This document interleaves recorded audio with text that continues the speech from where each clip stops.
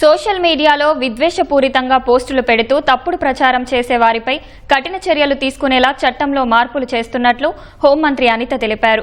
శాంతి భద్రతల అంశంపై అసెంబ్లీలో జరిగిన చర్చలో మంత్రి మాట్లాడారు. డీప్ ఫేక్ సాంకేతికతతో ముఖ్యమంత్రి వీడియోను మార్ఫింగ్ చేశారని, అత్యంత పకడ్బందీగా ప్రభుత్వంపై తప్పుడు ప్రచారం చేస్తున్నారని మంత్రి వివరించారు. జగన్ తన సామాజిక వర్గం వారికి పేర్లు మార్చి కులాలు, మతాల మధ్య చిచ్చు పెట్టేలా పోస్టులు పెట్టిస్తున్నారని ఆరోపించారు. ఇలాంటి వారిపై కేసులు పెట్టొద్దంటే ఎలాగని ప్రశ్నించారు. సంక్షోభాలను ఎదుర్కోవడం గౌరవ ముఖ్యమంత్రి గారికి కొత్తమీ కాదు, కానీ ఇలాంటి సంక్షోభం ఎదుర్కోవడం అన్నది నిజంగా ఫస్ట్ టైం అనే చెప్పుకోవాలి. ఎందుకంటే మొత్తం వ్యవస్థలన్నింటినీ నిర్వీర్యం చేయడమే కాకుండా చాలా మూల స్తంభాలు, ప్రజాస్వామ్యంలో మూల స్తంభమైన లా అండ్ ఆర్డర్ని కూడా కంప్లీట్గా నిర్వీర్యం చేసి కనీసం ఎంఓపీఎఫ్ నిధుల్ని సెంట్రల్ గవర్నమెంట్ నుంచి కూడా ఇక్కడికి రప్పించుకోవాలనే పరిస్థితి, దిక్కుమాలిన పరిస్థితి. ఐటీ అని ప్రపంచంలో ఎక్కడైనా కనిపిస్తే తెలుగువాడు కనిపిస్తాడు, బికాస్ ఆఫ్ చంద్రబాబు నాయుడు గారు. అలాంటిది లాస్ట్ 5 సంవత్సరాల పరిస్థితి ఎలా అయిపోయిందంటే గాంజాని ఎక్కడైనా కనిపిస్తే దాని మూలాలు ఎక్కడున్నాయంటే ఆంధ్రప్రదేశ్ వైపు చూపించే పరిస్థితులు కనిపించినాయంటే ఎంత దారుణంగా గాంజా కూడా ఒక స్కూల్ బ్యాగుల్లోకి, స్కూల్ దగ్గర చిన్న బడ్డీ కొట్టుల్లోకి వెళ్ళిపోయిందో మనందరికీ తెలుసు అధ్యక్ష. దాని నేపథ్యంలో ఆ టైంలో మహిళల మీద నేరాలు విపరీతంగా పెరిగిపోతే ఈ రోజు మన గవర్నమెంట్ వచ్చిన తర్వాత మన సీఎం గారి చిత్తశుద్ధి వల్ల ఈరోజు మనందరం కూడా గర్వంగా చెప్పుకునేది 4.84% మహిళల మీద నేరాలు తగ్గాయని చెప్పడానికి కూడా నేను సంతోషం వ్యక్తం చేస్తున్నాను అధ్యక్ష. రోజు కల్టివేషన్, జీరో కల్టివేషన్.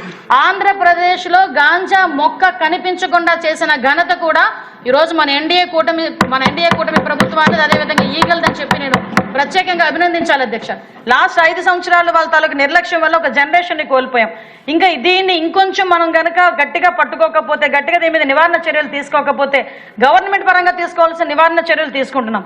మన బాధ్యతగా మన నియోజకవర్గాల్లో కనీసం వారంలో ఒక్కరోజు 1 గంట ఏదైనా ఒక స్కూల్కి వెళ్ళి పిల్లలతో కూర్చొని ఈ ఎన్డీపీఎస్ యాక్ట్ మీద అవగాహన కల్పించాల్సిందిగా ఇక్కడ మీ ద్వారా సభ్యులందరినీ కూడా రిక్వెస్ట్ చేస్తున్నాను అధ్యక్ష. ఇది మనందరి బాధ్యతగా తీసుకోమని మరొకసారి మిమ్మల్ని అందరినీ కోరుకుంటున్నాను అధ్యక్ష. అదేవిధంగా రీసెంట్ గా శక్తి బృందాలు ఎలా పనిచేస్తున్నాయని చెప్పడానికి మనకు ఒక చిన్న ఉదాహరణ కూడా చెప్తా. ఈ డొమెస్టిక్ వైలెన్స్ వల్ల అమ్మాయి సూసైడ్ చేసుకోవడానికి వెళ్ళింది.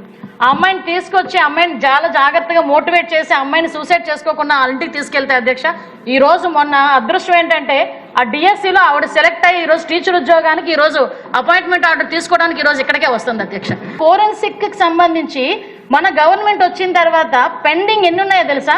25,000 రిపోర్ట్లు ఫోరెన్సిక్ డిపార్ట్మెంట్లో పెండింగ్ ఉన్నాయి మన గవర్నమెంట్ వచ్చేసరికి. ఈ రోజు ఫోరెన్సిక్ డిపార్ట్మెంట్ ఎఫెక్టివ్ గా పనిచేసి ఈరోజు 1600 మాత్రమే పెండింగ్ ఉండే పరిస్థితి ఈరోజు కనిపించిందంటే అది పోలీసింగ్ అంటే నేను ఈ రోజు గర్వంగా చెప్తున్నాను అధ్యక్ష. ఒక ఫోరెన్సిక్ ల్యాబొరేటరీ కట్టేదానికి అమరావతిలో ఉందని చెప్పి దానికి కనీసం నిధులు ఇవ్వడం మానేసి దాన్ని ఆపేసిన పరిస్థితి. అటువంటి వ్యక్తి 21 రోజుల్లోనే శిక్ష విధిస్తాడంటే వెనకాతల చదువుకున్న ఎమ్మెల్యేలు, అక్కడ ఉన్న మంత్రులు కూడా ఎలాగ భజన చేశారు ఇప్పటికే నాకు అర్థం కాదు.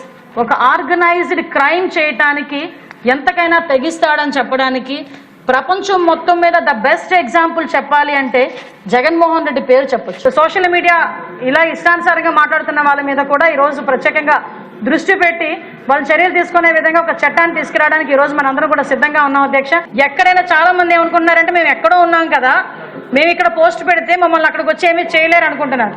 కాబట్టి ప్రతి ఒక్కరిది కూడా ట్రాక్ మేము తీసుకుంటున్నాం. ప్రతి ఒక్కరిని కూడా ఇక్కడ తీసుకొచ్చి అరెస్ట్ చేసే బాధ్యత కూడా తీసుకుంటాం అధ్యక్ష.